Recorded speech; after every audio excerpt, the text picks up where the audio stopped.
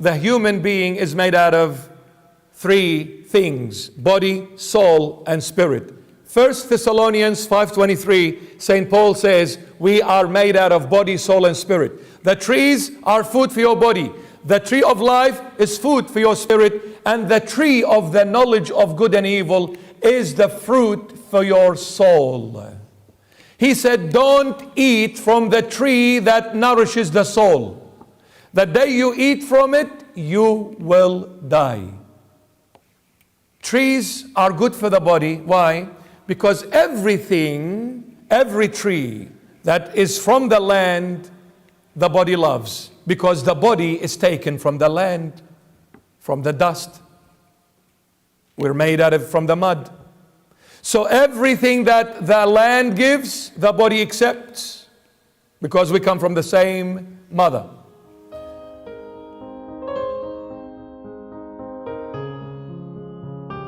We come from the same mother. The tree of life is Christ. He said, Christ, I want you to feed on him because he is the food for your spirit. But the tree of the knowledge of good and evil is for your soul. Don't eat from it. Looks like the soul or the soul's food is knowledge. That's what the soul feeds on, knowledge. So every time you go searching for things you want to find out, you start digging, you start exploring, you start uncovering. Who is pushing you to do that? Your soul. It's not your spirit, it's not your body, it is your soul. The soul loves to feed on knowledge. The Lord God said, let me give you that knowledge. Don't obtain that knowledge your way.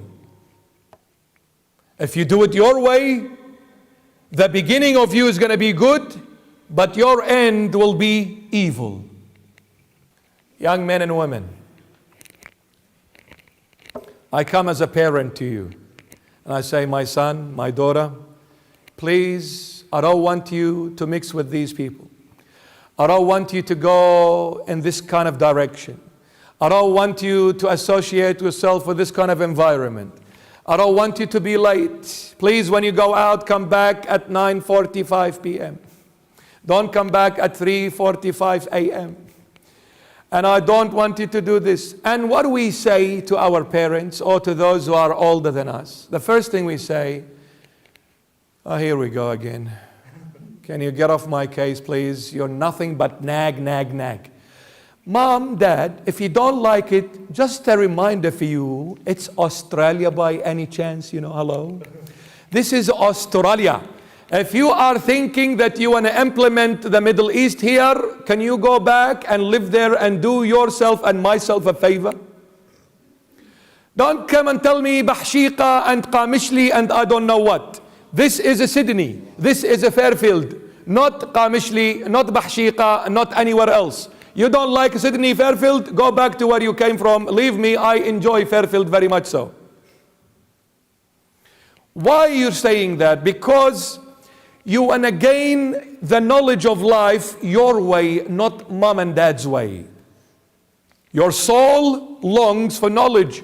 So you want to explore life yourself. You want to see the horizons yourself. And you want to taste life your way. So mom and dad come and tell me, don't go, don't come, don't do this, don't go there. I don't like this, mom and dad. Listen, there's a cross now on you. I'm not listening to you. I know what I'm doing, mom. I'm 18. I'm 19. I am 20. I am 13. I am 100. I know everything, teen. So leave me alone. I know what I'm doing. I'm mature enough. So I go and explore it my way. I want to gain knowledge my way. I want to obtain that knowledge my way. I want to feed myself on the tree of the knowledge of good and evil my way, not God's way. So I went and I had friends, and I associated myself with friends, and we went out day after day, night after night, week after week, month after month, year after year, and I ended up in trouble. In trouble. 100% without fail. In trouble. You know why? Simple. Very simple. This life has a creator.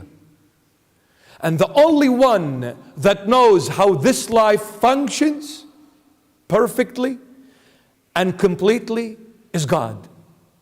You want to come as a minute piece of dust called a human being, and you want to come and tell God that, listen, time out, God, I will live this life my way because I know what I'm doing. God, I don't need you to guide me, to show me, to teach me, because I know what I'm doing. So I want to live life my way. God says, my son, when I say to you, don't eat from the tree of the knowledge of good and evil, it is not because I am harsh, but I am all love and mercy and kindness. I don't want you to hurt yourself. That's why I'm warning you, my child. Listen to daddy before you hurt yourself. But then I choose not to listen to daddy. I listen to myself. What happens? At the beginning it's good, but the end is very bitter, very evil. First time I go out with my friends, first time out of the house, out of bondage, out of prison, Middle Eastern prison, mom and dad. First time I go out, we sit in this car and the subwoofer Habibi in the back seat.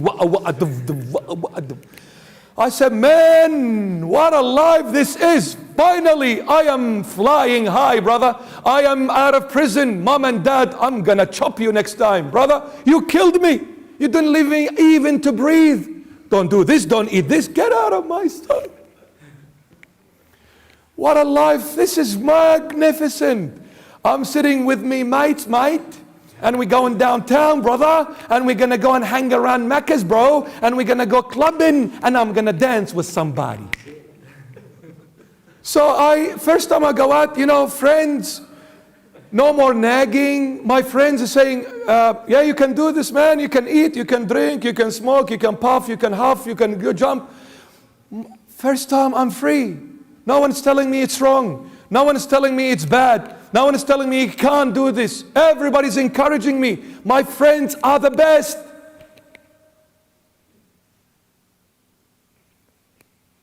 I went with it. Where did I end up? Destroyed myself. 100%. Why? Because I'm trying to figure something I never created. Life. There was a purpose for this life. There was a reason for this life.